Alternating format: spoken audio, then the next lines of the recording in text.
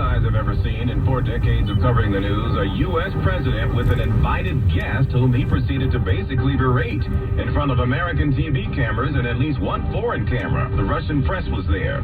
President Trump got into a heated exchange with Ukraine leader Volodymyr Zelinsky after Zelinsky pressed Trump to keep Ukraine in mind when brokering any deal with Russia. There have been concerns that Trump's dealings would give Russian leader Vladimir Putin the upper hand, and Zelinsky didn't want his country to be sold out. And folks, it was on.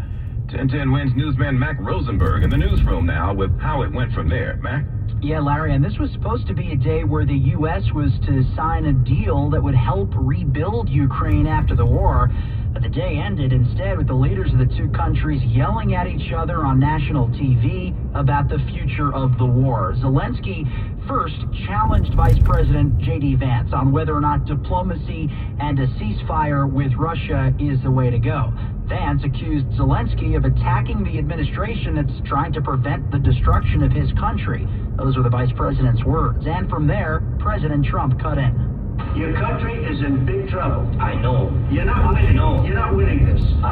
You have a damn good chance of coming out okay because of our president. Trump said he empowered Zelinsky to be a tough guy and that he wouldn't be a tough guy without the help of the U.S. It's going to be a very hard thing to do business like this. I tell you. Just say thank you. I said it a little time. Accept that there are disagreements, and let's go litigate those disagreements rather than trying to fight it out in the American media when you're wrong. Well, it appears there wasn't much litigating after that today. Zelensky left the White House without signing that deal, but did tweet out a thank you and says they want lasting peace. Trump on Truth Social says he's not ready for peace. Zelensky is not ready for peace, Trump says, if America is involved.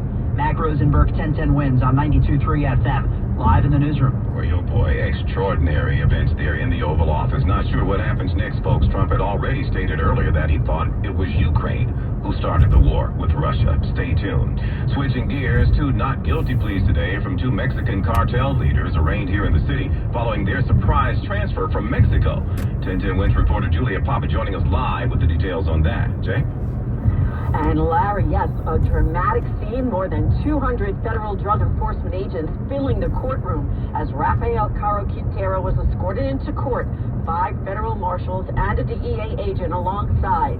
Described as the pioneer of the drug trafficking industry. Prosecutors said that while he was hiding in the jungles and mountains of Sinaloa, hoping we'd forget, justice does not forget. Quintero is accused of masterminding the 1985 torture and murder of Agent Enrique